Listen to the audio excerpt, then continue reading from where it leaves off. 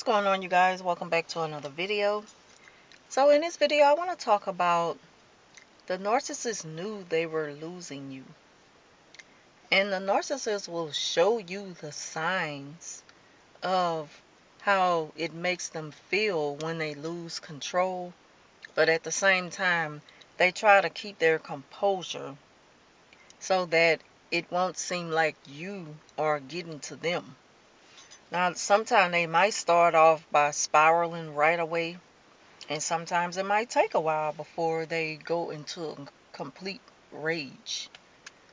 So first they will start to think of ways to gain control of you again. And that can come in any form of plotting and planning to do something where you are included. A lot of times they plan, any type of gathering or something. Or again, I spoke on this before. They always want to have something to where they can invite you. But at the same time, they've already punished you when they excluded you out of things. So, that's where the mind games come in at, and the manipulation, because they know that you're going to be like, okay, I'm all for togetherness. But then at the same time, you're going to be thinking, but you just blocked me the other day for no reason. And now you're sending out a mass invitation, which includes me, to something that you're planning. And, they know that it'll look good to the ones on the outside looking in, the outsiders. But to you, it confuses you. When you take when you accept that invitation and you show up for the narcissist, they know that they still have control of you. So now you might see them go back and reverse the block and unblock you. And in their mind, they've gained control again. So when the narcissist block you, accept the block and keep it that way.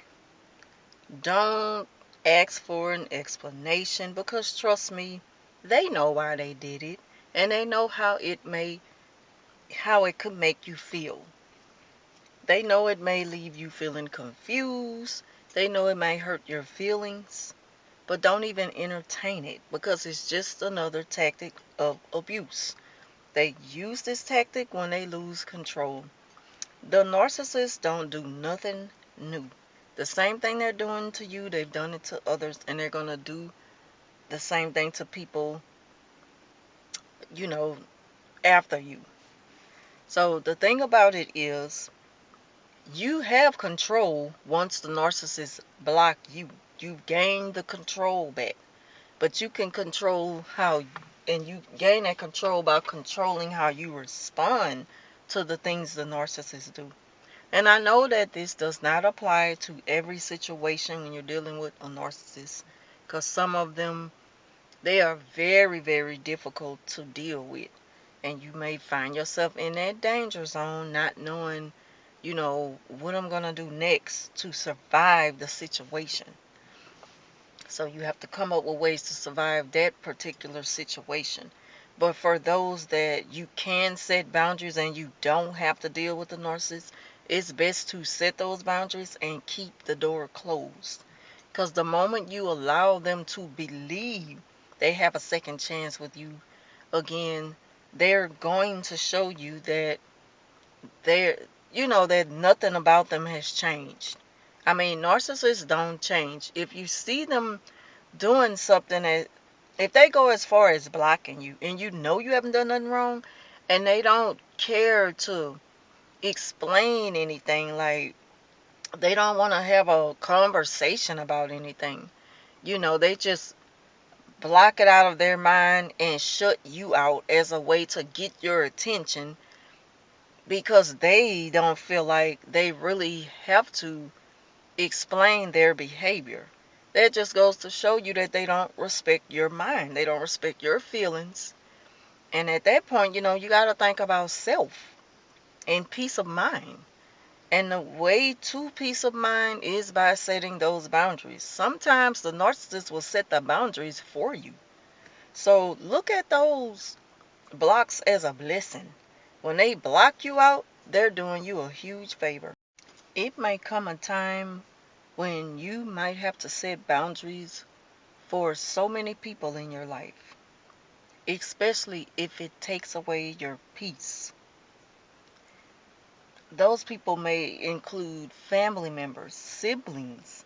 I have heard stories of people who cut off their brothers or sisters because of how toxic they were, and how, it just never really, the relationship never really developed into something, like a healthy relationship. It never developed into something good.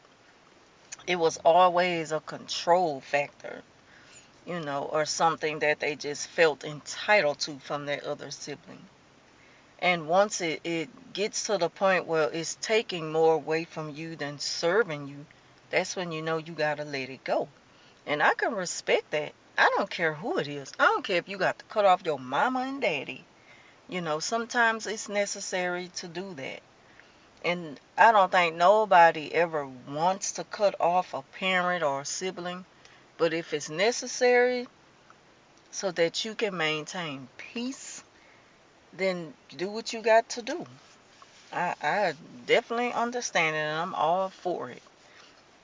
you know. But when the narcissist starts to realize that the whole control and push-pull method is not working on you, it's when they realize they are losing you for good. They know that maybe there's no chance at all now. So trust. Narcs, again, they don't do nothing new. That's when they'll go back to the whole smearing. It's just like a cycle. They work in patterns.